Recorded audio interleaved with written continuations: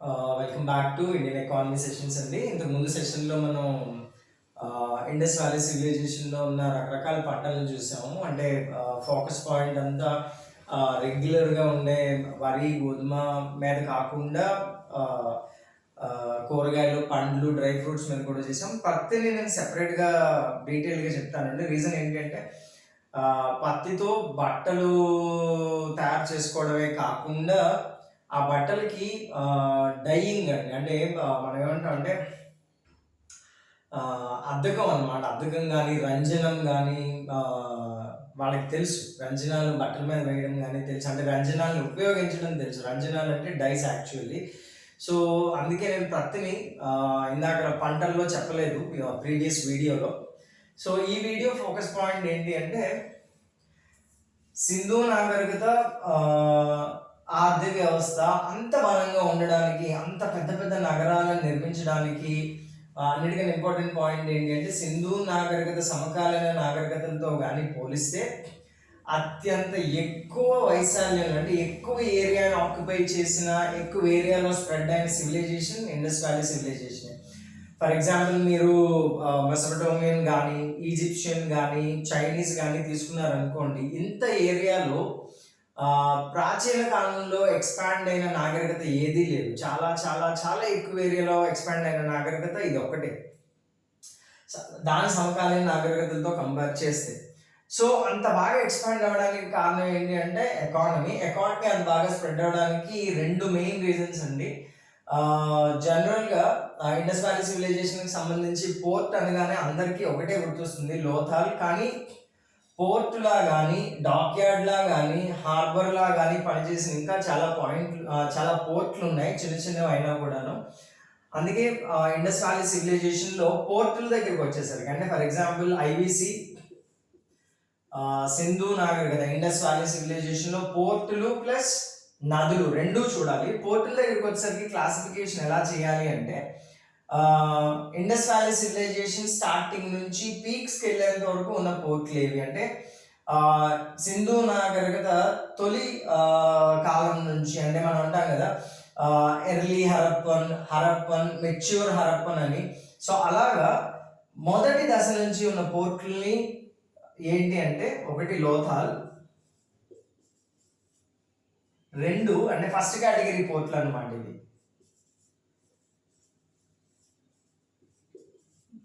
భాగత్రావ్. ఇవి టెర్మినాలజీ కాదు కాబట్టి తెలుగు పదజాలాన్ని ఎగ్జాక్ట్గా యూజ్ చేయాల్సిన అవసరం లేదు కాబట్టి నేను ఇంగ్లీష్లో రాసేస్తున్నాను. ఒకటి లోథాల్, రెండు భాగత్రావ్ అండి. ఇవి ఏంటి అంటే సింధు నాగరికత అంటే తొలి కాలంలో ఉన్న పోర్టులు ఇవి. సింధు నాగరికత మెచ్యూర్ పీరియడ్లోకి వెళ్ళేసరికి, అంటే బాగా డెవలప్ అవుతున్న స్టేజ్లో కారణం, అంటే అంత డెవలప్మెంట్కి కారణమైన పోర్ట్లు ఏంటి అంటే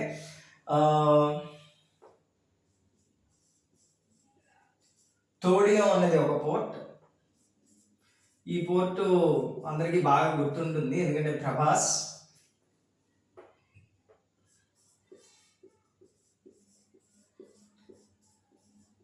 కిందేర్కేరా, కాంజేరా, సోక్తా కో, ఇవి అండి. మొత్తం మనం ఒక లైన్ కానీ ఇలాగ చేస్తే వీటి స్పెషాలిటీ ఒకటి, వీటి స్పెషాలిటీ ఒకటి.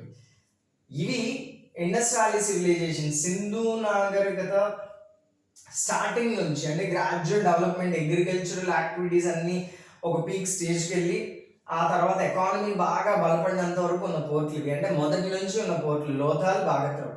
తర్వాత exports and imports point of వ్యూలో సహాయపడిన పోర్ట్లు ఏంటంటే తోడియో, ప్రభాస్, సోక్తాకో, కిందేర్ఖేరా, కాంజేరా. మళ్ళీ ఒకసారి చూడండి, తోడియో ఉన్న పోర్ట్ ఒకటి,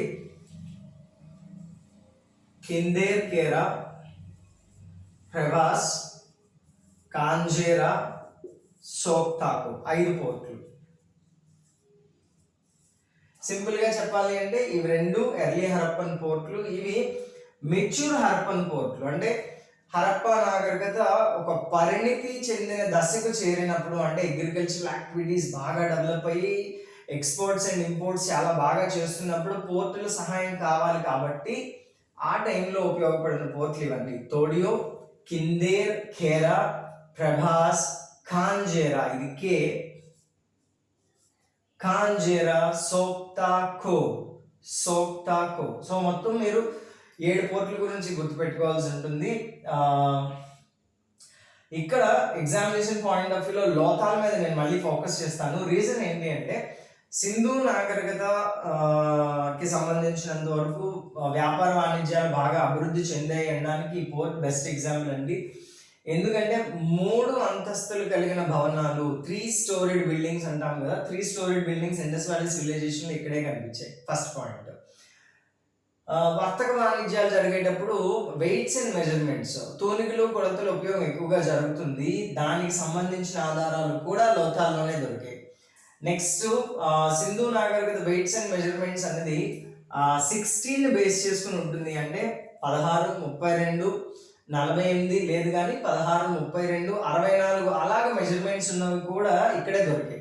సో లోతాల దగ్గరకు వచ్చేసరికి గుర్తుపెట్టుకోవాల్సిన పాయింట్లు ఏంటి అంటే అది trade and commerce point of వ్యూలో చాలా చాలా చాలా ఎక్సలెంట్ పోర్ట్. అక్కడే మనకి 3 స్టోరీడ్ బిల్డింగ్స్ అంటే 3 అంతస్తుల భవనాలు ఉన్న ప్రదేశం కూడా అదే లోతాలే. 2 వెయిట్స్ అండ్ మెజర్మెంట్స్ కి సంబంధించి అంటే తూనికలు కొలతలకు సంబంధించి ట్రేడ్ అండ్ కామర్స్ లో యూసేజ్ ఎక్కువ జరుగుతుంది కాబట్టి అవి దొరికినది కూడా లోతాల దగ్గరే.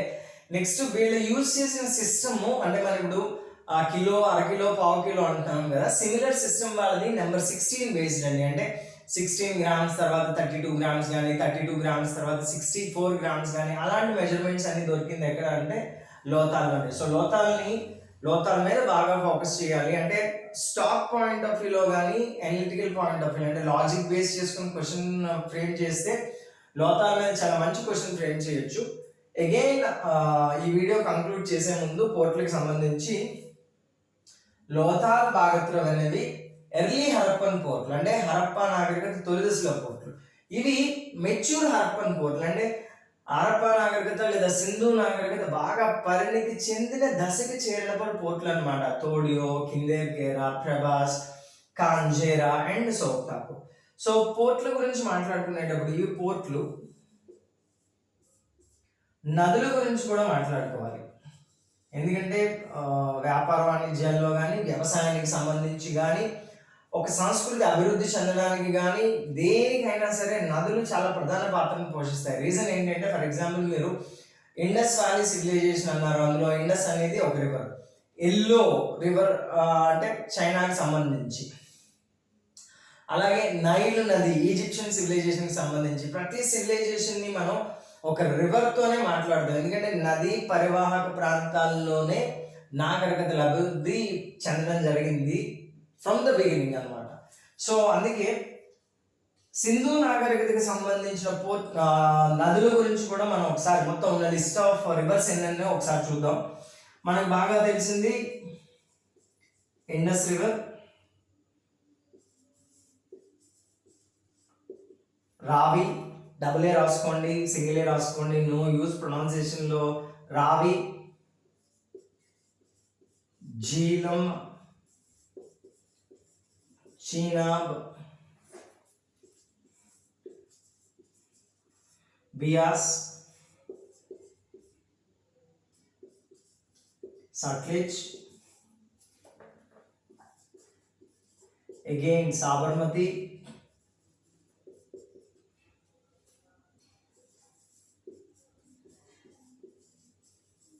నర్మదా. ఇవి మనకి తెలిసిన రెగ్యులర్ రివర్లు.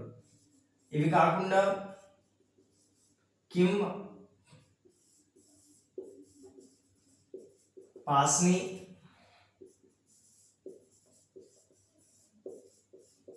మేఘం,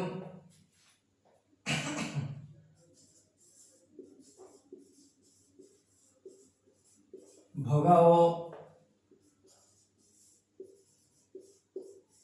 మూల,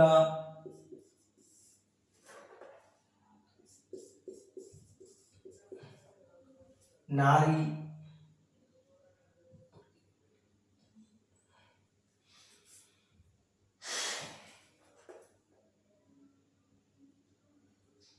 యా 14 డన్. సో ఇవి అండి రివర్లు: ఇండస్, రావి, జీలం, చీనాబ్, బియాస్, సట్లెజ్, సబర్మతి, నర్మదా వరకు బాగా తెలిసిన పోర్ట్లు. ఇంకా నదులు. ఇంకా ఎడిషనల్ నదులు ఏంటంటే కిమ్ అనేది ఒక నది, పాస్ని ఒకటి, మేఘం ఒకటి, భొగా ఒకటి, మూల, నారి. ఇవి ఎడిషనల్ అన్నమాట. ఇవి చాలా తక్కువ పుస్తకాల్లో మెన్షన్ చేసే రివర్లు ఇవన్నీ. ఎందుకంటే ఇండస్ వ్యాలీ సివిలైజేషన్ దగ్గరికి సంబంధించి స్మాల్ రివర్స్ కాన్సెప్ట్ ఒకటి ఉంటుంది ఇరిగేషన్కి సంబంధించి. వాటిలో ఏమంటాం అంటే నాయీస్ అంటాము. నాయి అంటే చిన్న నదులు. సో ఆ కేటగిరీలోకి వస్తాయి. సో యాజ్ ఎ హోల్ మనం గుర్తుపెట్టుకోవాల్సిన నదులు ఏంటంటే ఇండస్ వ్యాలీ సివిలైజేషన్కి సంబంధించి ఇండస్, రావి, జీలం, చీనాబ్, బియాస్, సట్లెజ్, సాబర్మతి, నర్మదా సెపరేట్, కిమ్, పాస్ని, మేఘం, భొగావో, మూల, నారి. సో సింధు నాగరికత కానీ మీరు క్లోజ్గా అబ్జర్వ్ చేశారనుకోండి, సింధు నాగరికతకు సంబంధించిన సీల్స్ మీద బోట్లు రెండు రకాలుగా ఉంటాయి. సీల్ మీద బోటు ఒకటేమో ఇలా ఉంటుంది, అంటే ఒక రకమైన సీల్ మీద, ఇది ఒక సీల్ అనుకోండి, బోట్ని ఇలా రిప్రజెంట్ చేస్తారు. ఇంకొక సీల్ మీద బోట్ని ఇలా రిప్రజెంట్ చేస్తారు. అంటే ఒకటి తెరచాప ఉన్న బోట్, ఇంకొకటి తెరచాప లేని బోట్. తెరచాప ఉంటే ఏంటి అంటే అది సముద్రయానానికి అనమాట. అంటే సముద్రాన్ని దాటి వేరే దేశంతో ఎక్స్పోర్ట్స్, ఇంపోర్ట్స్, ట్రాన్సాక్షన్ చేయడానికి. తెరచాప లేదు అనుకుంటే, ఫర్ ఎగ్జాంపుల్ కేరళలో బ్యాక్ వాటర్స్లో మనం ఇంటర్నల్ వాటర్స్లో యూజ్ చేస్తాం కదా. For example with in the boundaries ఏవైతే వాటర్ బాడీస్ ఉన్నాయో వాటిలో వాడే బోట్లు అన్నమాట ఇవి. సో ముద్రల మీద రెండు రకాల బోట్లు ఉన్నాయి. ఒకటి తెరచాప లేనిది, తెరచాప ఉన్నది. తెరచాప ఉంటే బయట వాళ్ళతో బిజినెస్ చేయడం, అంటే సముద్రం మీద నుంచి వెళ్ళి అవతల వాళ్ళతో బిజినెస్ చేయడం. ఇది ఇంటర్నల్ ట్రేడ్ అనమాట, లోపల ట్రేడ్ అండ్ కామర్స్ రిలేటెడ్ అన్నమాట ఇది. సో తెరచాప ఉన్నది, తెరచాప లేనిది. అందువల్ల ఈ పాయింట్ ఆఫ్ వ్యూలో మనం కానీ చూస్తే ఈ నదుల పాత్ర చాలా ఎక్కువగా ఉంటుంది. పర్టికులర్లీ ఇక్కడ వరకు ఓకే, మ్యాక్సిమం బుక్స్లో ఉండే నదులే ఇవన్నీ. సో కిమ్ మీద పాస్ని, మేఘం, భొగావో, మూల, నారి, దీని మీద కూడా ఫోకస్ చేయండి. ఇంకొక రివర్ ఉంటుంది కోక్చా అని. సో సమ్వాట్ దాని ఇంపార్టెన్స్ ఇండస్ వ్యాలీ సివిలైజేషన్కి సంబంధించి కొంచెం తక్కువ. So coming back to the first point, మళ్ళీ ఒకసారి ఇండస్ వ్యాలీ సివిలైజేషన్, సింధు నాగరికతకి సంబంధించి పోర్ట్ల గురించి కానీ చూస్తే రెండు రకాలుగా డివైడ్ చేయాలి. తొలి దశ నుంచి ఉన్న పోర్ట్లు అంటే సింపుల్గా ఎర్లీ హరప్పన్ పోర్ట్స్, లోథాల్, భాగత్రావ్. లోథాల్ గురించి నేను చెప్పిన ఇంపార్టెంట్ పాయింట్లన్నీ గుర్తుపెట్టుకోండి.